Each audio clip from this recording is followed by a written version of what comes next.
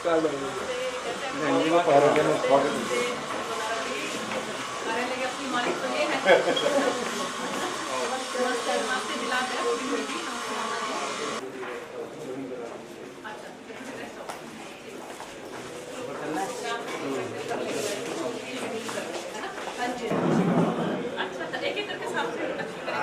आप लोगों के लिए आई हूँ। अपने मिलने वाले सारे अंदर जैसे लोगे वैसे बैठे यहीं बैठ जाओ, वैसे बैठिए।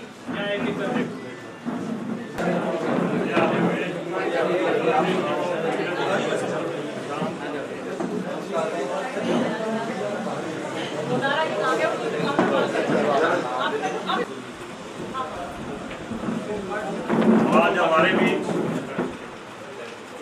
आदरणीय सांसद महोदय हैं, पूरे देश में आयरन लेडी के नाम से विख्यात हैं।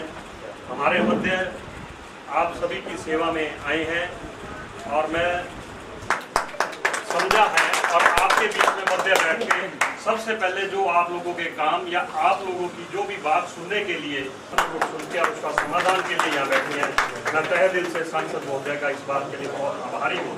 तो कृपया आप सभी एक एक करके जो भी जिसकी बात है वो अपनी रखें।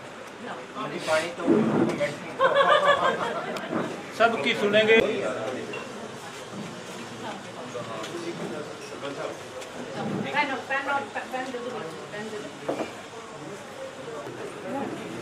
दे दो।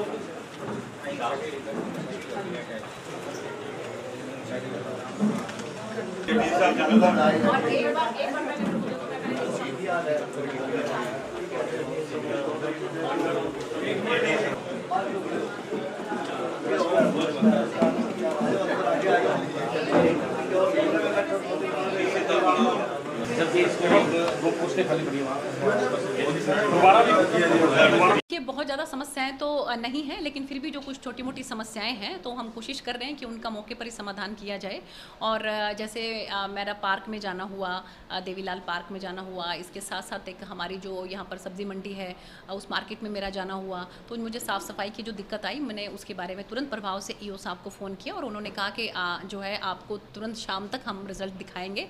और एक जैसे एक बिजली की समस्या थी, जो खंबा था ऊपर जो है जिस पर नियॉन लाइट लगी हुई है वो नहीं था, तो उन्होंने कहा कि शाम तक जो है ये लाइट जो है वो जल जाएगी। तो छोटी मोटी जो समस्याएं लोकल जो हैं उसके बारे में मुझे अवगत कराया गया और हमने हाथ के हाथ जो है उनका समाधान करने की कोशिश की। फिर भी और भी जो भी समस्याएं हैं उसको हम ले रहे हैं, जो हम कर सकते हैं उसका समाधान अधिकारियों को बोल के हम करेंगे। और जो समस्याएं बड़ी हैं उसके बारे में हम पूरा जो है संज्ञान लेकर, माननीय मुख्यमंत्री जी 18 तारीख को आ रहे हैं, उनके संज्ञान में वो बात लेकर आएंगे। देखिए ऐसा है कि ये आपकी बात बिल्कुल ठीक है, नशे को लेकर हम भी बहुत ज़्यादा संजीदा हैं। माननीय मुख्यमंत्री जी से भी मेरी समय समय पर बात होती रहती है और इसके साथ साथ पिछले दिनों मेरी हमारे गृह मंत्री माननीय अमित शाह जी के साथ मुलाकात हुई इसी विषय पर, और उसके तुरंत प्रभाव अगले ही हफ्ते वो चंडीगढ़ में आए और उन्होंने जितने भी हमारे आसपास के जो बॉर्डर के हमारे राज्य हैं उनके मुख्यमंत्री और उनके डीजीपी साहब उन सबको बुलाकर उन्होंने बैठक की और नारकोटिक ब्यूरो जो है उसको और सशक्त करने के लिए उन्होंने पुरजोर जो है वो ये उनको करने के लिए कहा कि इसको और सख्त तरीके से जो है नारकोटिक ब्यूरो को उसका कार्रवाई को करना चाहिए। और मुझे लग रहा है कि पहले से हम बहुत ज़्यादा संख्या में अब जो है नारकोटिक्स को, ड्रग्स को जो है वो पकड़ रहे हैं और पुलिस भी अपना काम ठीक ठाक कर रही है, लेकिन फिर भी आम जनता को, क्योंकि ये फैल इतनी बुरी तरह चुका है कि इसलिए इसको